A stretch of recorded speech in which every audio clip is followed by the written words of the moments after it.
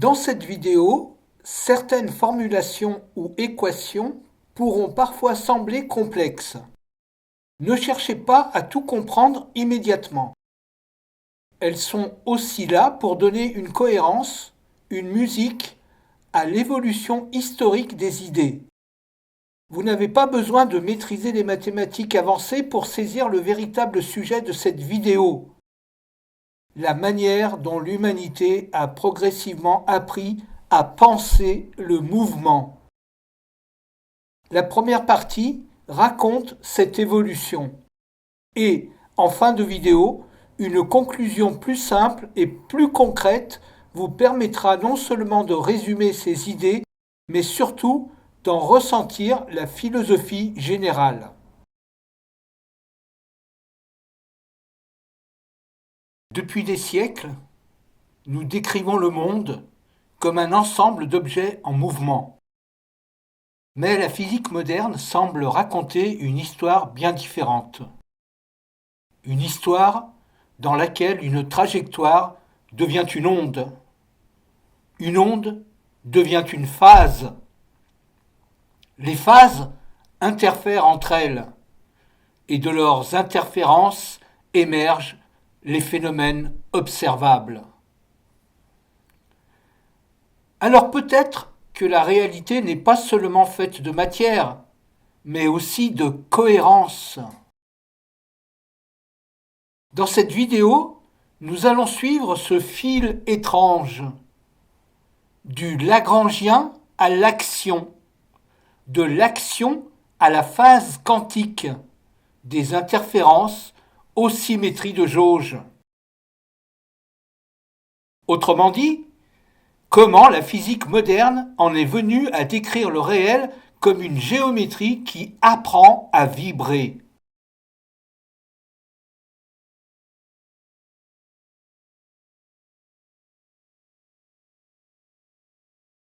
Tout commence avec un opérateur venu d'une autre galaxie. À cette époque, les physiciens décrivent encore le monde avec des forces, des masses, des trajectoires et des objets qui se poussent les uns les autres. Un héritage direct des siècles de poudre, de balistique et d'artillerie. Un monde où la mécanique sert d'abord à comprendre le mouvement des projectiles.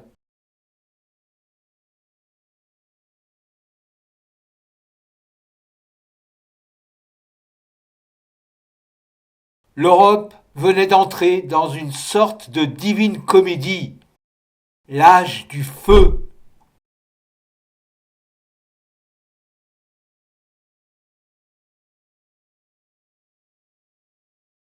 Puis arrive un certain homme singulier, Joseph Louis Lagrange. Et au lieu de demander quelle force agit sur le système, il pose une question bien plus étrange. Quelle est l'histoire énergétique complète de son mouvement? Le décor venait de changer. La mécanique n'allait plus seulement parler d'objets, mais de trajectoires, de variations et bientôt de symétrie. Le nom de cet homme allait désormais rester attaché à un nouvel opérateur, le Lagrangien, et avec lui commençait lentement ce que l'on pourrait appeler l'âge de la lumière. Le Lagrangien ne regarde plus le mouvement comme une simple succession de poussées et de chocs. Avec Lagrange, le mouvement cesse d'être seulement une mécanique de force. Chaque trajectoire devient alors l'histoire complète d'un équilibre entre ce qui propulse un système et ce qui le retient. Le mouvement devient un récit énergétique, une variation permanente entre impulsion, contrainte et transformation.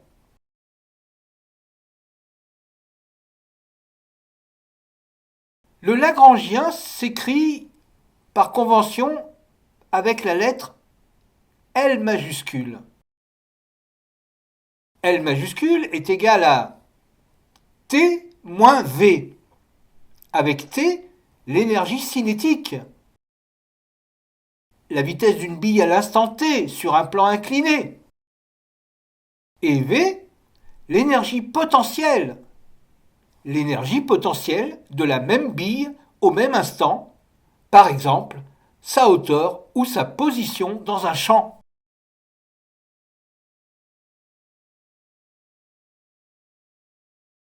Mais, pour raconter l'histoire complète d'un mouvement, encore fallait-il inventer une mathématique capable de suivre une variation continue.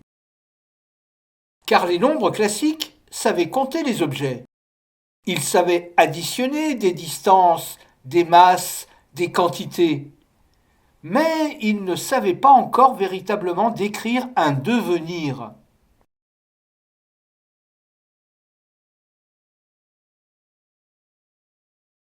Un siècle auparavant, à la fin du XVIIe siècle, Isaac Newton et Gottfried Wilhelm Leibniz développent presque simultanément un nouvel outil mathématique, une mécanique de la variation. Pour la première fois, l'humanité disposait d'un langage capable de suivre un mouvement instant après instant, comme si le temps lui-même devenait calculable. Et parmi les symboles issus de cette révolution apparaît une étrange lettre allongée, un S effilé pour donner l'image de l'intégrale, une somme continue, une manière d'accumuler les variations le long d'une trajectoire. Lagrange venait alors de trouver l'outil qui manquait à sa vision. Le lagrangien pouvait désormais être accumulé au cours du temps. Et c'est à cet instant qu'une idée encore plus étrange commence à émerger. Et si la nature ne suivait pas seulement des forces, mais des principes d'organisation plus profonds? 44 ans auparavant, Pierre-Louis Maupertuis propose une intuition audacieuse. La nature semble agir avec économie, comme si chaque mouvement cherchait une forme d'équilibre optimal. Léonard Euler formalise cette intuition, et c'est Lagrange qui lui donne un langage et un nom, l'action. L'intégrale au cours du temps du lagrangien s'écrit ainsi. Et cette intégrale définit l'action, c'est-à-dire l'accumulation du lagrangien au cours du temps. C'est encore à dire l'histoire dynamique complète de la trajectoire. Mais l'histoire ne s'arrête pas là. Au XIXe siècle, un autre esprit singulier reprend cette étrange notion d'action, William Rowan Hamilton. Et avec lui, la mécanique change encore de nature. Le mouvement cesse progressivement d'être seulement une trajectoire dans l'espace. Il devient une géométrie complète des étapes possibles du système. L'action n'est plus simplement une quantité calculée, elle devient la structure même à partir de laquelle les trajectoires semblent émerger. Sans le savoir encore, Hamilton venait d'ouvrir une porte immense, une porte qui mènera plus tard aux ondes, aux phases et finalement à la mécanique quantique. Passons sur les détails, ou plutôt, essayons de survivre à leur accélération. Car, en moins d'un siècle, la physique bascule. Amadeo Avogadron donne une réalité statistique à la matière. James Clerk Maxwell unifie l'électricité, le magnétisme et la lumière. Le plan complexe envahit les équations. Wilhelm Röntgen découvre les rayons X. Thomson découvre l'électron. Puis vient une étrange expérience. Un four noir chauffé et la lumière qui, par un pertuis, s'en échappe, refuse obstinément d'obéir aux lois classiques. Max Planck comprend alors qu'il existe peut-être une unité fondamentale d'action. Le quantum venait de naître. Les espaces abstraits de David Hilbert ouvrent la porte aux infinis de dimensions. Ernest Rutherford révèle que l'atome est presque entièrement vide. Puis arrive Niels Bohr et son atome planétaire, James Chadwick et le neutron, les conférences de Solvay, la mécanique quantique et bientôt la bombe atomique. La physique venait d'ouvrir une porte qu'elle ne pourrait plus refermer. Mais au milieu de cette tempête intellectuelle, une vieille idée issue de Lagrange et de Hamilton refait surface: l'action. C'est ici qu'entre en scène le troisième personnage singulier de notre histoire, Richard Feynman. L'action, vue comme la phase quantique liée à la trajectoire, avec l'équation exponentielle qui est la formulation de Feynman, E, le nombre transcendant, exposant le nombre imaginaire I, qui résout l'équation I au carré égale moins 1, divisé par h bar, c'est-à-dire la constante de Planck, rapportée à la circonférence du cercle 2π, multiplié par l'intégrale de Lagrange. Ici, l'action quantique agit comme une quantité globale mesurant l'évolution dynamique complète de la trajectoire. L'action et le moment cinétique ont la même unité physique, des joules multipliés par des secondes, mais ce ne sont pas la même grandeur. Même unité physique, mais pas la même grandeur. Le moment cinétique décrit une rotation locale. L'action décrit toute l'histoire dynamique d'une trajectoire. Ici, on parle des rotations, des trajectoires circulaires qui décrivent une circonférence. Alors que les radians, un tour complet correspond à 2π radians, sont des angles sans dimension, tandis que l'action possède une unité physique.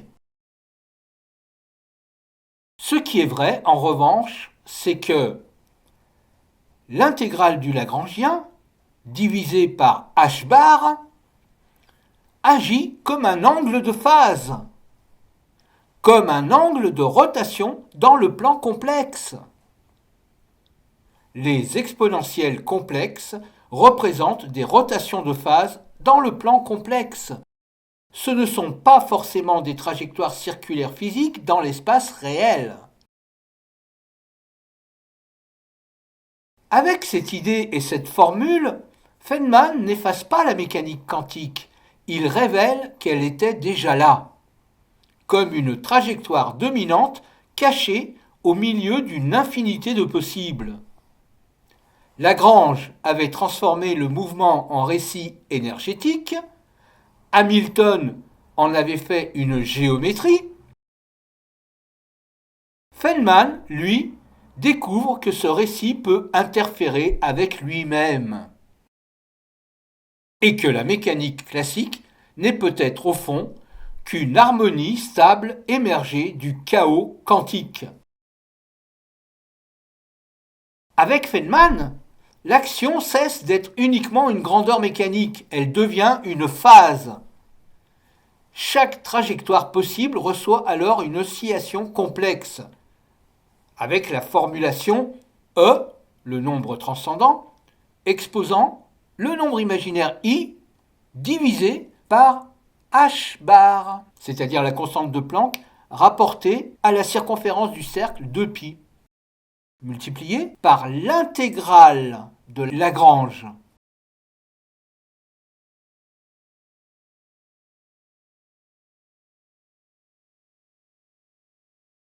Et les phases, que décrivent l'action ne restent pas isolées. Elles interfèrent. Certaines se renforcent, d'autres s'annulent. Les phases correspondent à la position du mobile dans le cycle oscillatoire, c'est-à-dire à l'angle de rotation complexe, à l'argument. Les phases correspondent au décalage des oscillations les unes par rapport aux autres. Quant à l'amplitude de l'onde, c'est la taille de son vecteur complexe, c'est-à-dire son module. Vous verrez tout ça dans un prochain cours sur les nombres complexes. La réalité observable commence alors à émerger de leur interférence, comme si le monde classique lui-même résultait d'une gigantesque cohérence de phases. Les interférences seraient-elles la réalité observable? Les phases cohérentes produisent une amplification, les phases opposées produisent une annulation. Les interférences déterminent les probabilités observables en renforçant certaines trajectoires et en annulant d'autres. Autrement dit, elles sélectionnent, entre guillemets, les phénomènes physiquement observables.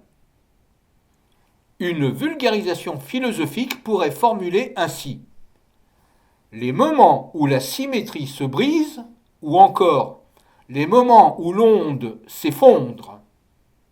Mais ce n'est pas exactement ce que décrit directement la formule de Feynman, parce que l'effondrement relève surtout de l'interprétation et de la mesure quantique, et non pas directement de l'intégrale de chemin elle-même, le path integral, comme diraient nos amis anglais. Mais, plus étrange encore, certaines transformations de phase ne modifient absolument rien de ce qui est observable. La description mathématique change, mais pas la réalité physique. Et cette invariance conduit directement à l'une des idées les plus profondes de la physique moderne, les symétries de jauge. Autrement dit, les forces fondamentales pourraient elles-mêmes émerger de symétries cachées dans la structure des phases. La boucle venait de se refermer. Le mouvement était devenu vibration. La vibration était devenue interférence. Et l'interférence, structure du réel.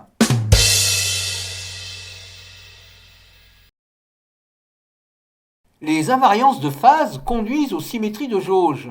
Certaines transformations de phase du genre phi qui devient phi multiplié par exponentielle de iθ, c'est-à-dire du nombre imaginaire multiplié par l'argument du vecteur complexe, ne changent pas les quantités observables. Ce fait qu'il n'y ait pas de changement des quantités observables révèle des symétries profondes de la physique, là où la description change sans que la réalité observable ne change.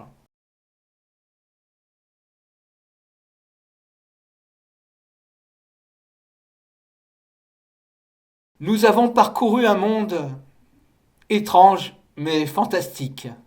J'espère que vous avez tenu le coup. En guise de conclusion, nous pouvons avoir en tête l'axe civilisationnel cohérent suivant, car il s'agit bien de civilisation. Dante arrive dans l'âge du feu, qui remplace l'âge du fer. Newton nous entraîne vers un monde mécanique. Leibniz nous montre que le temps est calculable. Lagrange nous raconte le récit énergétique. Hamilton nous raconte la géométrie du mouvement. Planck introduit le quantum. Feynman nous démontre que les phases interfèrent. Et les jauges nous donnent les symétries cachées du réel. Cela ne raconte pas une suite de découvertes, Cela raconte une transformation progressive du regard humain sur le mouvement, jusqu'au moment où la physique commence peut-être à comprendre que ce que nous appelons réalité n'est pas seulement fait d'objets, mais aussi d'harmonie.